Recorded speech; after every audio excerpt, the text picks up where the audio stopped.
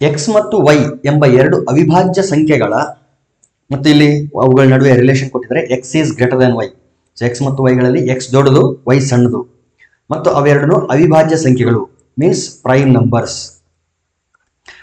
ಅವುಗಳ ಲಸಅ LCM is 161 161 ಆದರೆ 3y minus X ನ ಬೆಲೆ ಏನು ಅಂತ ಕೇಳಿದರು. ಸೊ ಅವುಗಳು ಅವಿಭಾಜ್ಯ ಸಂಖ್ಯೆಗಳು ಮತ್ತು ಲಸಅ ಅಂತ ಕೊಟ್ಟಿರೋದ್ರಿಂದ ಎರಡು ಅವಿಭಾಜ್ಯ ಸಂಖ್ಯೆಗಳ ಲಸಅ ಏನಾಗಿರುತ್ತದೆ ಅಂತಂದ್ರೆ ಅವುಗಳ ಗುಣಲಬ್ಧನೇ ಅವುಗಳ ಲಸಅ ಆಗಿರ್ತದೆ. ಈಗ ಫಾರ್ ಎಕ್ಸಾಂಪಲ್ 3 ಮತ್ತು 5 ಈ ಎರಡರ ಲಸಅ ಕಂಡಿಡಿರಿ ಅಂತಂದ್ರೆ ನಾವೇನ್ ಮಾಡ್ಬೇಕು ಅಂದ್ರೆ ಜಸ್ಟ್ ಅವುಗಳ ಮಲ್ಟಿಪ್ಲೈ ಮಾಡಿಬಿಟ್ರೆ ಅವೆರಡನ್ನ ಗುಣಿಸಿಬಿಟ್ರೆ ನಮಗೆ ಅವುಗಳ ಲಸಅ ಸಿಕ್ಬಿಡ್ತದೆ. ಹಾಗಾಗಿ ಎಕ್ಸ್ ಮತ್ತು ವೈಗಳ ಲಸಅ ಅಂತಂದ್ರೆ x into y and this is equal to 161 ಅವರೇ ಕೊಟ್ಟಿದ್ದಾರೆ. 161 ಅವುಗಳ ಲಸಅ ಅಂತ ಕೊಟ್ಟಿದ್ದಾರೆ. ಹಾಗಾದ್ರೆ ಈ ಎಕ್ಸ್ ನ ಬೆಲೆ ಏನು ವೈ ನ ಬೆಲೆ ಏನು ಅಂತ ಈಗ ಕಂಡುಹಿಡಿಬೇಕು. 161ನ್ನ ನಾವೇನ್ ಮಾಡೋಣ ಅಂತಂದ್ರೆ ಅವಿಭಾಜ್ಯ ಸಂಖ್ಯೆಯ ಎರಡು ಅವಿಭಾಜ್ಯ ಸಂಖ್ಯೆಗಳ ಗುಣಲಬ್ಧ ಆಗಿ ಎಕ್ಸ್ಪ್ರೆಸ್ ಮಾಡ್ಬೇಕು. ಸೊ ಯಾವ ಅವಿಭಾಜ್ಯ ಸಂಖ್ಯೆಗಳ ಗುಣಲಬ್ಧ ಆಗಿ ಎಕ್ಸ್ಪ್ರೆಸ್ ಮಾಡಬಹುದು ನೋಡೋಣ ಒಂದ್ಸರಿ. ಯಾವ ನಂಬರ್ ಇಂದ ಹೋಗ್ತದೆ ಇದು? 7ರಿಂದ ಹೋಗ್ತದೆ ನೋಡ್ರಿ. 7 2 14 2 ಉಳಿತು 21 7 3 21. ಸೊ 23 1 23 ಅಂದ್ರೆ 161ನ್ನ 7 ಇಂಟು 23 ಅಂತ ಬರೀಬಹುದು. ನೋಡಿ 7 ಕೂಡ ಒಂದು ಅವಿಭಾಜ್ಯ ಸಂಖ್ಯೆ, 23 ಕೂಡ ಒಂದು ಅವಿಭಾಜ್ಯ ಸಂಖ್ಯೆ. So both are prime numbers. Therefore ಈ 161ನ್ನ ಎಕ್ಸ್ ಇಂಟು ವೈ ಅಂತ ಬರೀಬಹುದು. ಎಕ್ಸ್ ಅಂತಂದ್ರೆ 23 ಇಂಟು ವೈ ಅಂತಂದ್ರೆ 7. ಈಗ ನೀವು ಕೇಳಬಹುದು ಅದೇನು ಎಕ್ಸ್ ಅಂದ್ರೆ 23 ವೈ ಅಂದ್ರೆ 7 ಅಂತ ಹೆಂಗ್ ಗೊತ್ತಾಗ್ತದೆ? ರಿವರ್ಸ್ ಕೂಡ ಆಗಿರ್ಬೋದಲ್ಲ, ಎಕ್ಸ್ ಅಂದ್ರೆ 7 ವೈ ಅಂದ್ರೆ 23 ಆಗಿರ್ಬೋದಲ್ಲ ಅಂತಂದ್ರೆ ಈ ಕಂಡೀಷನ್ ನ ಇಲ್ಲಿ ಯೂಸ್ ಮಾಡ್ಕೊಂಡಿರೋದು. X is greater than y. X ಅನ್ನೋದೇ ದೊಡ್ಡ ಸಂಖ್ಯೆ, ವೈ ಅನ್ನೋದು ಸಣ್ಣ ಸಂಖ್ಯೆ. ಹಾಗಾಗಿ 23 ಎಕ್ಸ್ ಆಗಿರಬೇಕು, 7 ಅನ್ನೋದೇ ವೈ ಆಗಿರಬೇಕು ಅಂತ. ದೇರ್ಫೋರ್ ಎಕ್ಸ್ ಅಂದ್ರೆ 23 ವೈ ಅಂದ್ರೆ 7. ಇದನ್ನ ಯೂಸ್ ಮಾಡ್ಕೊಂಡು ನಾ ಏನ್ ಮಾಡ್ತೀನಿ ಅಂದ್ರೆ 3y ಮೈನಸ್ ಎಕ್ಸ್ ನ ಬೆಲೆ ಕಂಡುಹಿಡಿತೀನಿ. 3 ಇಂಟು ವೈ ಅಂತಂದ್ರೆ 7 ಮೈನಸ್ ಎಕ್ಸ್ ಅಂದ್ರೆ 23. 3 7 21 ಮೈನಸ್ 23. 21ರಲ್ಲಿ 21 ಮೈನಸ್ 23 ಅಂತಂದ್ರೆ minus 2. So second option correct. P ಮತ್ತು ಕ್ಯೂ ಎಂಬ ಎರಡು ಸಂಖ್ಯೆಗಳ ಲಸಅ ಮತ್ತು ಮಸಅಗಳು ಕ್ರಮವಾಗಿ ಕ್ಯಾಪಿಟಲ್ ಪಿ ಮತ್ತು ಕ್ಯಾಪಿಟಲ್ ಕ್ಯೂ ಆಗಿವೆ. ಒಂದು ವೇಳೆ ಪಿ ಮೈನಸ್ ಪಿ ಅಂದ್ರೆ capital P minus small p equal to small q minus capital q ಆದರೆ ಆಗ ಅಂತ ಕೇಳಿದೆ. ಒಂದು ಕಂಡೀಷನ್ ಕೊಟ್ಟಿದ್ದಾರೆ. P minus p equal to q minus q ಅಂತ ಒಂದು ಕಂಡೀಷನ್ ಇದೆ. ಜೊತೆಗೆ ಪಿ ಮತ್ತು ಕ್ಯೂ ಎಂಬ ಎರಡು ಸಂಖ್ಯೆಗಳ ಲಸಅ ಮತ್ತು ಮಸಅಗಳು ಕ್ರಮವಾಗಿ. ಇಲ್ಲಿ ಎರಡು ಸಂಖ್ಯೆಗಳಿದೆ, ಒಂದು ಸ್ಮಾಲ್ ಪಿ ಇನ್ನೊಂದು ಸ್ಮಾಲ್ ಕ್ಯೂ. ಇವುಗಳ ಲಸಅ ಇದೆ, ಲಸಅ ಕ್ಯಾಪಿಟಲ್ ಪಿ ಮತ್ತು ಮಸಅ ಕ್ಯಾಪಿಟಲ್ ಕ್ಯೂ. ಎರಡು ಸಂಖ್ಯೆಗಳ ಮತ್ತು ಅವುಗಳ ಲಸಅ ಮಸಅಗಳ ನಡುವಿನ ಸಂಬಂಧ ಯಾವ ರೀತಿ ಇರುತ್ತೆ ಅಂತಂದ್ರೆ ಆ ಎರಡು ಸಂಖ್ಯೆಗಳ ಗುಣಲಬ್ಧ ಅವುಗಳ ಲಸಅ ಮತ್ತು ಮಸಅಗಳ ಗುಣಲಬ್ಧಕ್ಕೆ ಸಮನಾಗಿರ್ತದೆ. ಅಂದ್ರೆ ಅರ್ಥ if p and q are two real numbers, two numbers, real numbers are two numbers, and if P, capital P and capital Q are LCM and HCF of those two numbers, then ಏನಿರ್ತದೆ small p into small q ಈ ಎರಡು ನಂಬರ್ಗಳ ಗುಣಲಬ್ಧ will be equal to capital P into capital Q. ಅವುಗಳ ಲಸಅ ಮತ್ತು ಮಸಅಗಳ ಗುಣಲಬ್ಧಕ್ಕೆ ಸಮನಾಗಿರ್ತದೆ. So ಇದು ಒಂದು condition.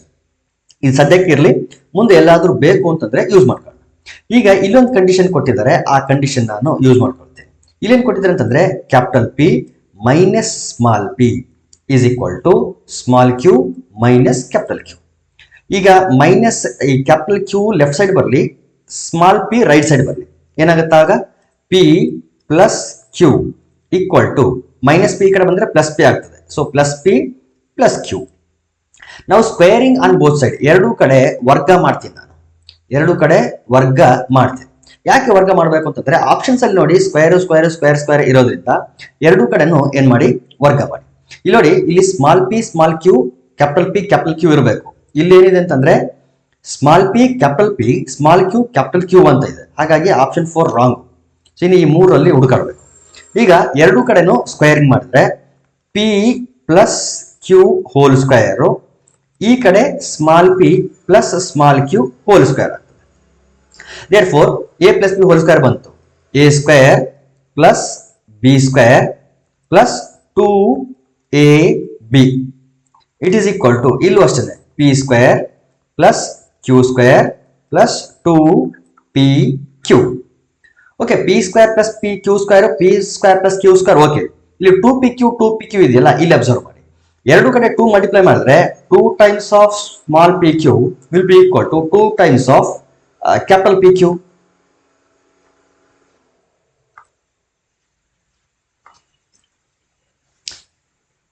ಇದು capital P.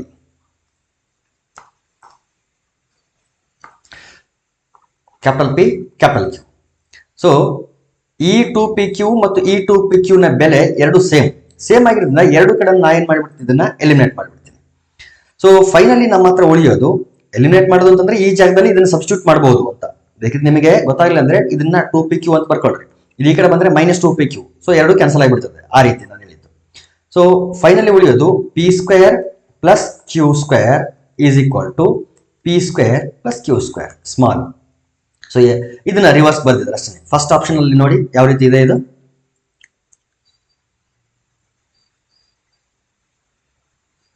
First option ಅಲ್ಲಿ ಇದೆ ನೋಡಿ, small p square plus small q square is equal to capital P square plus capital q square. So first option ಅಲ್ಲಿ ಇದೆ. Option 3 wrong. Actually second option ಕೂಡ ಆಗ್ತದೆ. ಇದು ಕೂಡ ಸೇಮ್ ಇದೆ. ಆಕ್ಚುಲಿ ಅವರು ಬೇರೆ ಕೊಡಬೇಕಾಗಿತ್ತು ನೋಡಿ. Capital P square minus small p square equal to q square minus ಈ ಥರ ಇದೆ. ಇದು ಈ ಕಡೆ ತಗೊಂಡ್ರೆ p square plus q square is equal to ನೋಡಿ small p square small q square ಇದೇ ಬರ್ತದೆ. ಸೊ ಸೆಕೆಂಡ್ ಆಪ್ಷನ್ ಕೂಡ ಕರೆಕ್ಟ್ ಆಗ್ತದೆ. ಮೇ ಬಿ ಅಲ್ಲೇನೋ ಪ್ರಿಂಟಿಂಗ್ ಮಿಸ್ಟೇಕ್ ಅಥವಾ ಏನಾದರೂ ಆಗಿರಬೇಕು. ಎರಡು ಆಪ್ಷನ್ಸ್ ಕೂಡ ರಾಂಗ್ ಆಗ್ತದೆ. But there is some mistake there. Okay, next question. Traffic ವೃತ್ತದಲ್ಲಿನ 4 ಕೆಂಪು ದೀಪಗಳು ಕ್ರಮವಾಗಿ 30 ಸೆಕೆಂಡು, 45 ಸೆಕೆಂಡು, 60 ಸೆಕೆಂಡು ಮತ್ತು 120 ಸೆಕೆಂಡ್ಗಳಿಗೊಮ್ಮೆ ಬೆಳಗುತ್ತವೆ. ಒಂದು ವೇಳೆ ಎಲ್ಲಾ ದೀಪಗಳನ್ನು ಏಕಕಾಲದಲ್ಲಿ ಆರಂಭಿಸಿದ್ದರೆ ಅವು ಎಷ್ಟು ಸಮಯದ ನಂತರ ಒಟ್ಟಾಗಿ ಬೆಳಗುತ್ತವೆ? ಈಗ ನೋಡಿ, ಅಲ್ಲಿ ಸಿಗ್ನಲ್ಗಳಿದೆ. ಫಸ್ಟ್ ಸಿಗ್ನಲ್ ತಗೊಂಡ್ರೆ 30 ಸೆಕೆಂಡ್ಗೆ ಒಂದು ಸಾರಿ ಗ್ಲೋ ಆದರೆ ನೆಕ್ಸ್ಟ್ ಯಾವಾಗ ಅಂತಂದ್ರೆ 60 ಸೆಕೆಂಡ್ಗೆ ಆಗ್ತದೆ, ಮತ್ತೆ 90 ಸೆಕೆಂಡ್ಗೆ ಆಗ್ತದೆ, ಮತ್ತೆ ಅದೇ ರೀತಿ ಆಗ್ತಾ ಹೋಗ್ತದೆ. ಅದೇ ರೀತಿ ಎರಡನೇ ಲೈಟ್ ತಗೊಂಡ್ರೆ ಅದು 45 ಸೆಕೆಂಡ್ಗೆ ಫಸ್ಟ್, ಆಮೇಲೆ 90, ಯಾಕಂದ್ರೆ ಪ್ರತಿ 45 ಸೆಕೆಂಡ್ಗೊಮ್ಮೆ ಆಗ್ತಾ ಇರ್ತದೆ. ನೆಕ್ಸ್ಟ್ 45 ಅಂತಂದ್ರೆ 135 ಸೆಕೆಂಡ್ಸ್ಗೆ ಈ ರೀತಿ ಆಗ್ತದೆ. ಇನ್ನು ನೆಕ್ಸ್ಟ್ ಅದೇ ರೀತಿ 60 ಸೆಕೆಂಡ್ಗೆ ಅದನ್ನ ತಗೊಂಡ್ರೆ 60 ಸೆಕೆಂಡ್ಸು, ನೆಕ್ಸ್ಟ್ 120, ನೆಕ್ಸ್ಟ್ 60 ಅಂದ್ರೆ 180 ಸೆಕೆಂಡ್ಸ್. ಈ ರೀತಿ ಥರ್ಡ್ ಲೈಟ್ ಗ್ಲೋ ಆಗ್ತದೆ. ಇನ್ನು ಫೋರ್ತ್ ಲೈಟ್ ಯಾವ ರೀತಿ ಗ್ಲೋ ಆಗ್ತದೆ? 120, 240, 360 ಈ ರೀತಿ ಗ್ಲೋ ಆಗ್ತಾ ಹೋಗ್ತದೆ. ಸೊ ಇದರಿಂದ ನಮಗೆ ಅರ್ಥ ಆಗ್ತದೆ ಅಂತಂದ್ರೆ ಅವು ನೆಕ್ಸ್ಟ್ ಯಾವಾಗ ಗ್ಲೋ ಆಗ್ತವೆ ಅಂತ ಕಂಡುಹಿಡಿಬೇಕು. So these are nothing but multiples of this number. So next ಬರ್ತಾ ಇರೋಂಥ ನಂಬರ್ಸ್ ಎಲ್ಲನು 30ಯ ಮಲ್ಟಿಪಲ್ಸು, ಅದೇ ರೀತಿ 45ನ ಮಲ್ಟಿಪಲ್ಸು, 60ನ ಮಲ್ಟಿಪಲ್ಸು, 120ಯ ಮಲ್ಟಿಪಲ್ಸು. ಅಂದ್ರೆ ನಾವು ಒಟ್ಟಾಗಿ ಅಂತ ಕಂಡುಹಿಡಿಬೇಕು ಅಂತಂದ್ರೆ we have to find common multiple. So ಇಲ್ಲಿ ನೆಕ್ಸ್ಟ್ ಕಾಮನ್ ಮಲ್ಟಿಪಲ್ ಬೇಕು ನನಗೆ ಅಂತಂದ್ರೆ we have to find least common multiple. So ಇವೆಲ್ಲನೂ ಅಪವರ್ತ್ಯಗಳು. 30ರ ಅಪವರ್ತ್ಯ, 45ರ ಅಪವರ್ತ್ಯ, 60ರ ಅಪವರ್ತ್ಯ, 120ರ ಅಪವರ್ತ್ಯ. ಸೊ ಈ ರೀತಿ ಅಪವರ್ತ್ಯಗಳು ಆಗ್ತಾ ಹೋದಾಗ ಸಾಮಾನ್ಯ ಅಪವರ್ತ್ಯ ಅಂದ್ರೆ ಯಾವಾಗ ಸೆಕೆಂಡ್ಗಳು ಸೇಮ್ ಬರುತ್ತವಲ್ಲ ಆಗ 4 ಲೈಟ್ಗಳು ಗ್ಲೋ ಆಗ್ತವೆ ಅಂತ ಅರ್ಥ. ಹಂಗಾಗಿ ನಾವು ಸಾಮಾನ್ಯ ಅಪವರ್ತ್ಯ ಕಂಡುಹಿಡಿಬೇಕು. ಅದರಲ್ಲೂ ಎಂಥ ಸಾಮಾನ್ಯ ಅಪವರ್ತ್ಯ ಅಂತಂದ್ರೆ ಲಘುತ್ತಮ ಸಾಮಾನ್ಯ ಅಪವರ್ತ್ಯನ ಕಂಡುಹಿಡಿಬೇಕು ಅಂತ ಅರ್ಥ. ಸೊ 30, 45, 60 ಮತ್ತು 120. ಸೊ ಇವುಗಳ LCM ಲಸ ಏನಾಗುತ್ತೆ ಅಂತ ನಾವೀಗ ಕಂಡುಹಿಡಿಯೋಣ. ನೋಡಿ 5ರಿಂದ ಹೋಗ್ತದೆ ನೋಡ್ರಿ. 15ರಿಂದನೇ ಹೋಗ್ತದೆ ಅನಿಸುತ್ತೆ. 15ರಿಂದ ಹೋಗ್ತದೆ ನೋಡ್ರಿ. 15 30, 15 45, 14 60, 15 120. ಈಗ 2 4 8 3 ನಂಬರ್ 2ರಿಂದ ಹೋಗ್ತದೆ. 2 1 2, 2 4, 2 4 8 ಈ 3 ಹಂಗೆ ಇರಲಿ. ಈಗ 2 ಮತ್ತು 4 2ರಿಂದ ಹೋಗ್ತದೆ.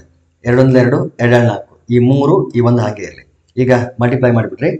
15 2 2 3 2, 15 2 2 3 2 15 30 37 60 60 ಇದು 3 6 ಗುಣಾಕಾರ ಮಾಡಿದ್ರೆ 6 36 360 ಸೆಕೆಂಡ್. ಸೊ ಈ ರೀತಿ ಬರಿತಾ ಹೋದಾಗ ಇಲ್ಲಿ 360 ಅಂತ ಬರುತ್ತಲ್ಲ, ಸೊ ಆ ನಂಬರುಗಳು ಫಸ್ಟ್ ಕಾಮನ್ ಮಲ್ಟಿಪಲ್ಸ್ ಆಗಿರ್ತವೆ, ಹಾಗಾಗಿ that will be the least common multiple. So next 360 ಸೆಕೆಂಡ್ಗೆ ಅವು ಎರಡೂ ಒಟ್ಟಾಗಿ ಬೆಳಗುತ್ತವೆ ಅಂತ. 105ರ ಅಪವರ್ತನಗಳ ಸಂಖ್ಯೆ. ನೋಡ್ರಿ, ಲಾಸ್ಟ್ ವಿಡಿಯೋನಲ್ಲಿ ನಾವು ಅಪವರ್ತನಗಳ ಮೊತ್ತ ಕಂಡುಹಿಡಿಯಕ್ಕೆ ಒಂದು ಮೆಥಡ್ ನೋಡ್ತೀವಿ. ಇಲ್ಲಿ ಅಪವರ್ತನಗಳ ಸಂಖ್ಯೆ ಕಂಡುಹಿಡಿಯಕ್ಕೆ ಮತ್ತೊಂದು ಮೆಥಡ್ ನೋಡೋಣ. ಇದನ್ನು ಕೂಡ ಅವಿಭಾಜ್ಯ ಅಪವರ್ತನ ಆಗಿ ಎಕ್ಸ್ಪ್ರೆಸ್ ಮಾಡೋಣ. ಫಸ್ಟ್ 3 3 9 3 5 15 5 7 35 7 ಅಂದ್ರೆ 7 ಅಂದ್ರೆ 105ನ್ನ 3 ಇಂಟು 5 ಇಂಟು 7 ಅಂತ ಬರಿಬಹುದು. ಘಾತಾಂಕಗಳು ಎಷ್ಟಿರ್ತದೆ ಅಂದ್ರೆ 1 1 1. ಇಲ್ಲೇನ್ ಮಾಡ್ಬೇಕು ಅಂತಂದ್ರೆ ಘಾತಾಂಕಕ್ಕೆ +1 +1 +1 ಆಡ್ ಮಾಡಿ ಗುಣಾಕಾರ ಮಾಡಿಬಿಟ್ರೆ ಮುಗಿತು. ಅಂದ್ರೆ ಯಾವುದೋ ಒಂದು ನಂಬರ್ ಎಕ್ಸ್ ಇದೆ ಅಂತ ಅನ್ಕೊಳ್ರಿ. ಇಲ್ಲಿ suppose alpha 1 to the power of beta 1, alpha 2 to the power of beta 2, ಈ ರೀತಿ ಏನು ಪ್ರೈಮ್ ಫ್ಯಾಕ್ಟರೈಸೇಷನ್ ಬಂದಿದೆ ಅಂತ ಅನ್ಕೊಳ್ರಿ. ಈ ರೀತಿ ಬಂದಾಗ ಈ ಪವರ್ಸ್ ಗಳನ್ನು ಮಾತ್ರ ತಗೊಳ್ರಿ. Beta 1 +1 into beta 2 +1 into and so on beta n +1. So ಇದನ್ನ ನಾವೇನಾದ್ರೂ ಮಲ್ಟಿಪ್ಲೈ ಮಾಡಿಬಿಟ್ವಿ ಅಂತಂದ್ರೆ ಇದು ಯಾವುದಕ್ಕೆ ಈಕ್ವಲ್ ಆಗಿರುತ್ತೆ ಅಂತಂದ್ರೆ ನಂಬರ್ ಆಫ್ ಫ್ಯಾಕ್ಟರ್ಸ್ಗೆ ಈಕ್ವಲ್ ಆಗಿರುತ್ತೆ, ಅಪವರ್ತನಗಳ ಸಂಖ್ಯೆಗೆ ಈಕ್ವಲ್ ಆಗಿರ್ತದೆ ಅಂತ. ಅಂದ್ರೆ ಯಾವುದೋ ಒಂದು ನಂಬರ್ ಎಕ್ಸ್ ಅಂತ ಇದೆ, ಅದನ್ನ ನಾವು ಅಪವರ್ತನ ಆಗಿ ಬರೆದಾಗ 2⁻³ ಇಂಟು 3⁻5 ಇಂಟು 4⁻2 ಈ ರೀತಿ ಏನೋ ಬಂತು ಅಂತ ಅನ್ಕೊಳ್ರಿ. ಸೊ ಈ ಸಂಖ್ಯೆಗೆ ಇರ್ತಕ್ಕಂಥ ಅಪವರ್ತನಗಳ ಸಂಖ್ಯೆ ಕಂಡುಹಿಡಿಬೇಕು ನಾವು ಅಂತಂದ್ರೆ ಏನ್ ಮಾಡ್ಬೇಕು, ಬರೀ ಘಾತಾಂಕಗಳನ್ನ ಮಾತ್ರ ತಗೊಳ್ರಿ. ಇಲ್ಲಿ 3 ಇದೆ ಅಂತಂದ್ರೆ +1 ಮಾಡಿ, 3 +1. ಇಲ್ಲಿ 5 ಇದೆ ಅಂತಂದ್ರೆ ಇಂಟು 5 +1. ಇಲ್ಲಿ 2 ಇದೆ ಅಂತಂದ್ರೆ 2 +1. ಸೊ ಇದರ ಗುಣಲಬ್ಧ ಕಂಡುಹಿಡಿದು ಬಿಟ್ರೆ ಅದು ಅಪವರ್ತನಗಳ ಸಂಖ್ಯೆಯನ್ನ ಕೊಡ್ತದೆ. ಸೊ ಅದೇ ಮೆಥಡ್ ನ ನಾವಿಲ್ಲಿ ಯೂಸ್ ಮಾಡ್ತಾ ಇದೀವಿ. ಇಲ್ಲಿ ಘಾತಾಂಕಗಳು 1 1 1 ಆಗಿರೋದ್ರಿಂದ 1 +1. ಸೊ ಈ ಒಂದು ಘಾತಾಂಕ, ಈ ಒಂದು ಆಡ್ ಮಾಡ್ಬೇಕಾಗಿರೋದು 1 +1 1 +1 ಗುಣಿಸ್ರಿ. ಈಗ 2 2 2. ಸೊ 2 4 4 8. ಒಂದ್ಸಾರಿ ನೋಡ್ಬೇಡ 105ಕ್ಕೆ ಎಷ್ಟು ಅಪವರ್ತನಗಳಿದೆ ಅಂತ. 8 ಅನ್ನೋದು ಸಣ್ಣ ನಂಬರ್ ಆಗಿರೋದ್ರಿಂದ we can verify easily. So 105 ಯಾವ್ಯಾವ ಸಂಖ್ಯೆಯಲ್ಲಿ ಬರ್ತದೆ? 105 ಬರ್ತದೆ, 2ರಲ್ಲಿ ಬರಲ್ಲ, 3ರಲ್ಲಿ ಬರ್ತದೆ, 135 ಅಂತ ಬರ್ತದೆ. ಇನ್ನು 4ರಲ್ಲಿ ಬರಲ್ಲ, 5ರಲ್ಲಿ ಬರ್ತದೆ, 5 2 10 5 1 5. ಇನ್ನು ನೆಕ್ಸ್ಟ್ ಯಾವ ನಂಬರ್ ಬರ್ತದೆ ಅಂತಂದ್ರೆ 15 7ರಲ್ಲಿ ಬರ್ತದೆ ನೋಡ್ರಿ. 7 15 ಬರ್ತದೆ. ಮತ್ತೆ ಯಾವುದು ಬರಲ್ಲ, ಮತ್ತೆ 15 21 35 105. ಸೊ ಒಟ್ಟು 8 ಅಪವರ್ತನಗಳು. 8 8ರಿಂದ ಬರಲ್ಲ, 9ರಿಂದ ಬರಲ್ಲ, 10ರಿಂದ ಬರಲ್ಲ, 11ರಿಂದ ಬರಲ್ಲ, 12 ಬರಲ್ಲ, 13 ಬರಲ್ಲ, 14 ಬರಲ್ಲ, 15 ಆಲ್ರೆಡಿ ಬರ್ತಿದ್ದೀವಿ. ಸೊ ಒಟ್ಟು ಎಷ್ಟು ಅಪವರ್ತನಗಳಿದೆ ಅಂತಂದ್ರೆ 8. ಯಾವುದು? 1 3 5 7 15 21 35 105. ನೋಡಿ, ಇದು ಆಕ್ಚುಯಲ್ ಆಗಿ ವೆರಿಫೈ ಮಾಡಿದ್ದು. ದೇರ್ಫೋರ್ ಎಷ್ಟು ಅಂತಂದ್ರೆ ಅಪವರ್ತನಗಳ ಸಂಖ್ಯೆ 8. So first option correct. ಕೆಳಗಿನ ಯಾವ ಸಂಖ್ಯೆಯ ಅಪವರ್ತನಗಳು 1 ಮತ್ತು ಅದೇ ಸಂಖ್ಯೆ ಆಗಿರುತ್ತದೆ? ನೋಡಿ, ಯಾವ್ದಾದ್ರೂ ಒಂದು ಸಂಖ್ಯೆಯ ಅಪವರ್ತನಗಳು 1 ಮತ್ತು ಅದೇ ಸಂಖ್ಯೆ ಆಗಿರ್ಬೇಕು ಅಂದ್ರೆ ಅದು ಒಂದು ಅವಿಭಾಜ್ಯ ಸಂಖ್ಯೆ ಆಗಿರ್ಬೇಕು. It should be A prime number. So ಇದು ಯಾವುದು ಪ್ರೈಮ್ ನಂಬರ್ ಅಂತಂದ್ರೆ ನೋಡಿ 4 ಇದು 15 ಅನ್ನೋದು ಪ್ರೈಮ್ ನಂಬರ್ ಅಲ್ಲ, ಯಾಕಂದ್ರೆ 3 5 15 3ರಿಂದ ಭಾಗ ಆಗ್ತದೆ. 39 ಕೂಡ ಪ್ರೈಮ್ ನಂಬರ್ ಅಲ್ಲ, 3 ಇಂದ ಡಿವೈಡ್ ಆಗ್ತದೆ. 69 ಕೂಡ ಪ್ರೈಮ್ ನಂಬರ್ ಅಲ್ಲ, ಅದು 3 ಇಂದ ಡಿವೈಡ್ ಆಗ್ತದೆ. ಸೊ ಒಂದೇ ಒಂದು ಉಳಿದಿರೋದು 59. ಇದು ಮಾತ್ರ ಆಪ್ಷನ್. 128ರ ಎಲ್ಲಾ ಅಪವರ್ತನಗಳನ್ನು ಆರೋಹಣ ಕ್ರಮದಲ್ಲಿ ಜೋಡಿಸಿದಾಗ 6ನೆಯ ಭಾಜಕ ಯಾವುದು? ಸೊ ಫಸ್ಟ್ ಏನ್ ಮಾಡೋಣ, 128ರ ಅಪವರ್ತನಗಳನ್ನ ಕಂಡುಹಿಡಿಯೋಣ ಅಂತ. ಆಮೇಲೆ ಆರೋಹಣ ಕ್ರಮ ಅಂತಂದ್ರೆ ಇನ್ಕ್ರೀಸಿಂಗ್ ಆರ್ಡರ್ ಅಲ್ಲಿ ಏರಿಕೆ ಕ್ರಮದಲ್ಲಿ ಜೋಡಿಸ್ಬೇಕು. ಆಮೇಲೆ 6ನೇ ಅಪವರ್ತನ ಯಾವುದು ಅಂತ ಕಂಡುಹಿಡಿಬೇಕು. ಓಕೆ, ಸೊ ಫಸ್ಟ್ 128 ಅಥವಾ ನಾವು ಇನ್ಕ್ರೀಸಿಂಗ್ ಆರ್ಡರ್ ಡೈರೆಕ್ಟ್ ಆಗಿ ಬರ್ಕೊಂಡು ಹೋದ್ರೂ ಹೋಗ್ಬೋದು. 1ರಿಂದ ಭಾಗ ಆಗ್ತದೆ, 2ರಿಂದ ಭಾಗ ಆಗ್ತದೆ, 3ರಿಂದ ಭಾಗ ಆಗಲ್ಲ, 8 2 10 11 3ರಿಂದ ಆಗಲ್ಲ, 4ರಿಂದ ಆಗ್ತದೆ, 5ರಿಂದ ಆಗಲ್ಲ, 6ರಿಂದ ಆಗಲ್ಲ, 7ರಿಂದ ಏಳು, ಏಳೊಂದು ಏಳು, ಎಷ್ಟು ಉಳಿತಲ್ಲಿ 5 ಉಳಿತು, 58. ನೋ, 7ರಿಂದ ಆಗಲ್ಲ, 8ರಿಂದ 8 8, 48 40, 8ರಿಂದ ಆಗ್ತದೆ ನೋಡ್ರಿ. ನೆಕ್ಸ್ಟ್ ಯಾವುದು ಅಂತಂದರೆ 8, 8ರಿಂದ ಆಗ್ತದೆ. ಇನ್ನು 9ರಿಂದ 8 11 ಅನ್ನೋದು 9ರಿಂದ ಆಗಲ್ಲ, 10ರಿಂದ ಆಗಲ್ಲ, 11ರಿಂದ ಆಗಲ್ಲ, 12ರಿಂದ ಆಗಲ್ಲ, 13ರಿಂದ ಆಗಲ್ಲ ಅನ್ಸುತ್ತೆ. 13 5 55, 13 6 78, 13 91, 13 8 104, 13 9 117. ಸೊ 13ರಿಂದ ಆಗಲ್ಲ. ಇನ್ನು ನೆಕ್ಸ್ಟ್ ನಂಬರು 14 ಆಗಲ್ಲ, 15 ಆಗಲ್ಲ, 16ರಿಂದ ಆಗ್ತದೆ ನೋಡ್ರಿ.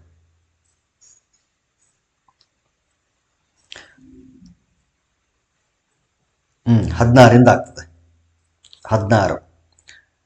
ಸೊ ಈ ಅಪವರ್ತನಗಳನ್ನ ಬರೆಯೋದೇ ವಾಸಿ. ಸೊ ಇಂಡಿವಿಜುವಲ್ ಆಗಿ ಕಂಡುಹಿಡಿಯೋಕ್ಕಿಂತಲೂ 128, 2 2 6 12, 2 4 8. ಸೊ 2 64, 128. ಇನ್ನು 4ರಿಂದ ಆದರೆ 4 3 12, 4 7 8, 4 32. ಅದಾದಮೇಲೆ 5 ಆಗಲಿಲ್ಲ, ಆಮೇಲೆ 8 ಆಗ್ತದೆ, 8 1 8, 4 ಉಳಿತು 8 6 48. ಸೊ ಡೈರೆಕ್ಟಾಗಿ 16ಕ್ಕೆ ಬಂದಿದ್ವಿ. ಸೊ 16 ಆದಮೇಲೆ 32, ಆಮೇಲೆ 64, ಆಮೇಲೆ 128.